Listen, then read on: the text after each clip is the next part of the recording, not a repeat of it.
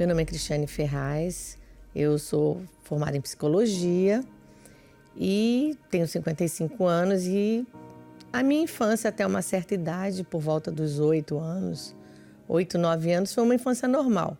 E depois de uma certa fase, o meu pai teve um problema de saúde, ficou com depressão, foi internado de uma clínica. Só que a partir daí o quadro dele começou a evoluir. E aí ele começou a fazer oscilação de depressão com quadros de euforia, onde a psiquiatria diagnosticou ele como psicótico maníaco depressivo. Pouco tempo ele ficava num estado normal, ele ficava ou deprimido ou em euforia. E nessas crises de euforia era o nosso inferno. Tinha dias, conforme a doença foi evoluindo, a gente começou a dormir os 3 num quarto, eu, minha mãe e meu irmão. Porque a gente não sabia o que ele ia fazer. A gente vivia escondendo das pessoas o que se passava dentro de casa. A gente tinha vergonha daquilo. Porque não era nada fácil, só nós que estávamos ali dentro, a gente sabia o que a gente estava passando. O inferno que era, a gente vivia no meio de pessoas, vamos dizer assim, de um nível razoável, pessoas bacanas, não que quem seja menos, não é isso que eu quero dizer. Então a vergonha era maior, né? Você está no meio de pessoas de classe média alta, então a vergonha parece que ainda era maior. E eu me lembro que nós fomos para esse hotel e nada dele aparecer, minha mãe estou preocupada, e aí meu tio foi lá, bateu na porta, nada, minha mãe bateu na porta, nada, e aí resolveram arrombar a porta e não achamos ele no quarto. E aí eu tive a brilhante ideia de me abaixar para olhar embaixo da cama. E ali ele estava embaixo da cama, com uma arma apontada para a cabeça e uma faca apontada para o peito. Eu acho que eu tinha 8 anos, 9 anos, por aí. Então essa era a nossa vida. Quando eu casei, eu não sabia por quê, mas eu comecei a sentir uma tristeza muito grande na minha alma. Era uma tristeza que eu não sabia explicar, uma dor grande na alma, né? Então eu comecei a ter depressão, diagnosticado depois. Depois a médica começou a me passar calmante para poder dormir, fazendo terapia, mas eu não melhorava. Aí eu comecei a entrar num grau de ansiedade muito grande. Eu estava viajando, meu marido vinha, e como eu ficava muito... Acabou que eu fiquei um período grande. E meu marido ia e vinha para o Rio de Janeiro. E aí ele chegou de noite e falou assim, olha, aconteceu uma coisa, ele me chamou separado. Eu estava no Rio, seu irmão me ligou, que estava indo lá no apartamento, estava tocando, seu pai não abria a porta. E aí ele estava em cima da cama, meu marido correu na cozinha, teve a ideia, e aí tinha um copo de liquidificador com umas 50 caixas de remédio em volta. Ele bateu aqui, ele tomou. Ele foi para o hospital e estava no CTI, segundo meu marido, estava em coma. Aí eu liguei, a moça atendeu, falei assim, olha, eu sou filha do paciente e eu queria saber qual é o estado do meu pai nesse momento, porque eu estou muito longe daí do Rio. Ela falou assim, o José acabou de falecer. Aí o chão saiu. Saiu porque assim, embora ele tivesse toda aquela doença horrível, por trás da doença tinha uma pessoa muito boa. Vim no voo, não sei nem como dizer, fora do ar. Então eu fiquei pior. A minha filha, que já tinha 5 anos, começou a ficar muito triste. Minha filha chorava toda hora, mas ela já era, eu achava que era manha, que era coisa por conta da infância dela, porque ela teve vários problemas de saúde. Eu conversando com uma amiga minha, que era muito amiga minha, amiga de porta, que era psiquiatra, ela falou assim, Cris, leva ela numa amiga minha que ela trabalha com criança. Aí eu levei ela e o diagnóstico foi depressão, com 5 anos de idade. Quer dizer, meu pai partiu, e aí eu comecei um ciclo que já tinha comigo, e aí iniciou também com a minha filha. Nesse período ela começou a se cortar. Já estava passando por isso com ela. O meu sobrinho foi diagnosticado com dor de cabeça, foi diagnosticado com câncer na cabeça.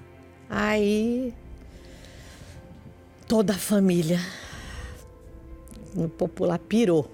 Nesse período o quadro do meu sobrinho agravou e ele veio a falecer com 9 para 10 anos. E aí ela ficou pior ainda. Por que que não fui eu? Por que que não fui eu? Por que que não foi comigo? E foi nessa época que eu recebi um convite para para ir na Igreja Universal. E eu me lembro que eu cheguei na igreja num dia e estava tendo uma reunião, estava lotada na catedral. E aí eu sentei lá atrás e eu me lembro que o homem de Deus, eu me lembro como se fosse hoje.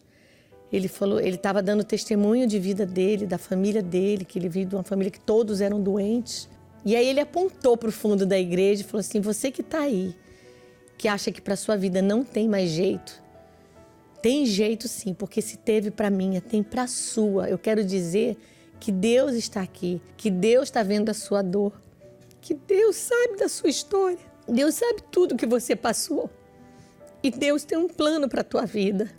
E o mesmo Deus que mudou a minha vida e mudou a vida da minha família, Ele vai mudar a sua. Eu falei, é comigo.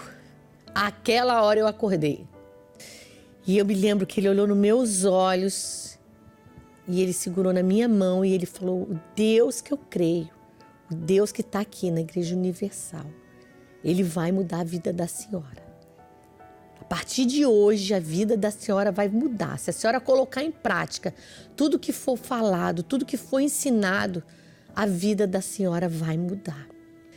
E eu falei para Deus, eu falei assim: olha, se o senhor está aqui nessa igreja, se a palavra que está saindo do altar, ela é verdadeira, a partir de hoje, o que mandar fazer, eu vou fazer. Falei, é para obedecer a Deus, ainda que eu não queira, eu vou fazer, porque é para agradar a Deus, então eu vou mostrar para Deus que eu quero Ele na minha vida. Aos poucos foi indo, eu já não estava com aquela tristeza toda na alma. Eu já estava começando a sentir um alívio. Eu falei para o Senhor lá atrás que eu ia me entregar. Então eu vou me entregar, eu vou me batizar. Aí eu me dei conta, 15 dias depois do batismo nas águas, que eu não tomava mais o calmante e nem o antidepressivo. Peraí, como que eu não me dei conta se todo dia ele já estava ali na minha cabeceira para tomar? E aí me veio a vontade de parar com a terapia. Eu falei, eu não quero mais fazer terapia. Aí fui falar com a terapeuta, não, mas tem que ter um desmame, não é assim. Eu falei, tá bom, então a gente fica fazendo uma vez por semana, porque eu queria parar. Eu falei, não tenho mais o que contar. Eu já tenho para quem contar, que era Jesus. Aí ela falou assim, não, mas tem que ter todo um processo. Eu falei, tá bom, e eu já fazia terapia há 23 anos. Esqueci desse detalhe, eu fazia terapia há 23 anos, mesmo sendo formada em psicologia. E aí nós fomos fazer fui para o atendimento, aí eu me lembro que eu fui numa semana, era uma semana assim, uma vez por semana. Aí eu fui numa, na outra eu boicotei, porque eu não queria ir. Aí eu fui na outra, aí na outra eu boicotei. E aí eu parei. Não, ela me ligou, não. Falei, eu tenho um carinho muito grande, fiz uma carta para ela bacana e tal. Falei, mas eu não preciso mais. E os médicos são muito céticos, né, em relação a isso. Eu falei assim, ela falou, você tem certeza? Porque não é da noite para o dia. Eu estou bem, eu nunca tive tão bem em toda a minha vida. Jesus já me curou. Eu não tomo mais remédio. Eu estou feliz com toda a guerra que está em volta de mim e que eu sei que eu vou vencer também. Eu estou feliz, eu não preciso mais de terapia. E aí eu continuei de fé em fé, de voto em voto, fazendo meus propósitos, minhas orações, meus jejuns. Eu falei para Deus, a partir de hoje, eu esqueço tudo que eu sei, tudo que eu estudei, todo o meu conhecimento, todos os livros de autoajuda, todos os meus achismos, tudo. A partir de hoje é só a tua palavra que vai fazer parte da minha vida. Eu preciso do teu Espírito, eu preciso. E aí eu comecei a vir com mais frequência nas reuniões. Tinha dia que eu vinha de manhã e vinha de noite, porque eu queria. Se o que eu sentia já era muito forte, sem ter o Espírito Santo, eu falando, Deus, com o teu Espírito eu vou arrebentar, como diz o teu servo, eu vou arrebentar. Aí eu fui para casa e passei conversando com uma amiga, conversando e tal. E eu falei, amiga, eu tô sentindo uma coisa tão forte dentro de mim, uma coisa tão boa. Ela falou assim, vai orar. O Espírito Santo tá querendo falar com você. O Espírito Santo tá querendo te batizar. Aí eu entrei, liguei o chuveiro, né? Falei, vamos pensar que eu tô tomando banho, assim, ninguém me incomoda. Dobrei o joelho no chão e comecei a orar. A buscar. Eu me lembro como se fosse hoje, eu busquei. Aí eu falei assim, amém, Senhor. Graças a Deus. Quando eu falei graças a Deus, achando que não era, na mesma hora eu me lembro como se fosse hoje. Eu estava de joelhos no chão, eu levantei os braços E na hora veio aquela força, aquela luz, aquela alegria que tomou conta da minha alma. E eu comecei eu ao mesmo tempo que eu ria, as lágrimas desciam, mas eu me lembro como se fosse hoje. Primeiras palavras que eu falei obrigado, Senhor. O Senhor me salvou.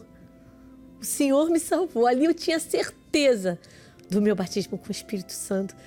Mas eu saí, eu estava tão alegre, eu ria, eu falava assim, oh meu Deus, se o banheiro fosse maior, eu saía rolando de alegria, de felicidade, eu queria contar para todo mundo. Era a confirmação de que Jesus estava vivo dentro de mim e eu queria falar para todo mundo. Eu queria falar para todo mundo, aí para alguns aí você vira o chato, né? Mas eu não me importava, eu queria falar, Jesus pode te curar, o Deus pode fazer isso na tua vida. E foi com essa força, né, do que Deus era vivo, e aí eu já queria fazer a obra de Deus, eu já queria seguir em frente. Aí já não era eu, já era Deus, olha, faz comigo o que o Senhor quiser. E foi com essa força, com essa ousadia que eu lutei contra a doença que estava na minha filha. E aí a minha filha começou a se alegrar. E, em resumo, a minha filha, que não ia passar para o colégio, a minha filha passou no colégio, a minha filha cursou a melhor faculdade de psicologia do Rio de Janeiro. Ela fez psicologia, a minha filha está formada, meu filho é médico, está todo mundo encaminhado, assim, Deus está fazendo a obra completa na nossa vida. Deus tem sido assim, a gente vê Deus em cada detalhe. Tem guerras, tem lutas? Tem, mas a mão de Deus está sempre na frente. Deus está sempre conduzindo e dando força a gente.